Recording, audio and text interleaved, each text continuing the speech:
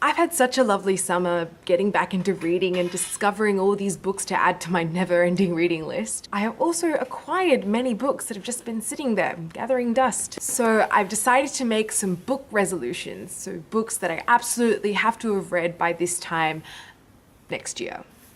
Or by the end of this year, rather. Number 1, the complete works of Sherlock Holmes by Sir Arthur Conan Doyle. I've been meaning to read these for a really long time, and I am absolutely obsessed with the TV and film adaptations. I got this stunning edition for Christmas, and I'm just so keen to dive right into it. Number 2, Terrorists in Love by Ken Ballin. Here's a little description from the back. Imagine a world where a boy's dreams dictate the behavior of warriors in battle, where a young couple's only release from forbidden love is death, where a suicide bomber survives only to become fiercely pro-American.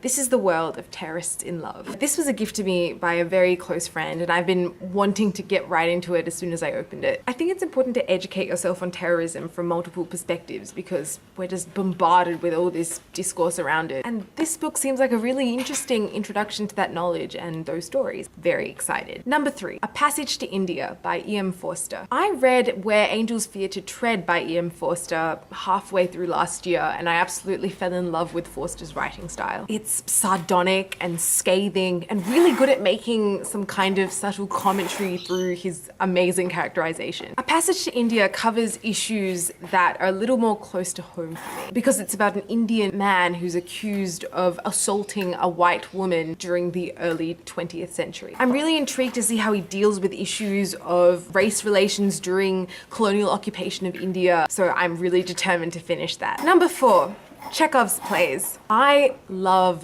theatre and drama, so I really want to ground that love in a more in-depth understanding of some of theatre's heavyweights, starting with Chekhov. My understanding currently is that his works were really groundbreaking and transformative for his time, so I think it's high time I gave him a try. Number 5, Rosalind Franklin and DNA by Anne Sayre.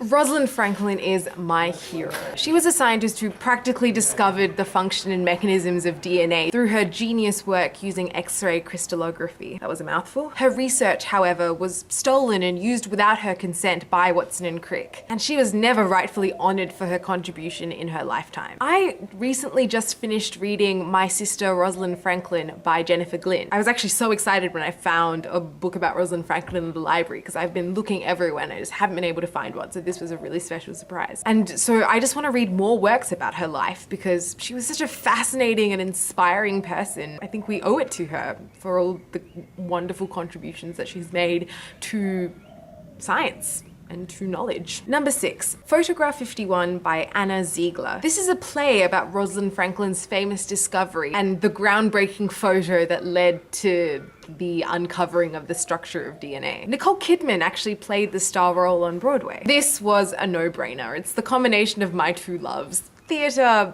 and Rosalind Franklin. I am determined to read the play and hopefully watch it someday. That would be really cool. This last one is quite ambitious because it is very thick, but I've been wanting to read this for a really long time, and so I thought I'd just add it in there as a kind of special bonus resolution, I guess. Number 7, Recollections of a Bleeding Heart by Don Watson. This is a biography of Paul Keating by his scriptwriter, Don Watson. I learned a lot about Paul Keating's foreign policy during my last year of high school. I just remember thinking that he just seemed like a really cool dude. He was one of the most divisive prime ministers that we've ever had. Certainly one of the most radical. His rhetoric and oratory are virtually unparalleled by anyone in the nation. Mostly thanks to Don Watson, probably. I admire him a lot and just want to know more about his life. Finally, I want to organize and catalog all of my books. As you can see, my bookshelf is kind of a mess at the moment, and it just has books everywhere with no sense of non-fiction, fiction, alphabetical order. Nah, I want to make it super organized so I know where everything is and make everything really pretty and really neat and orderly because it's just been driving me crazy and I've just been putting it off for far too long. So those are my book resolutions for 2018.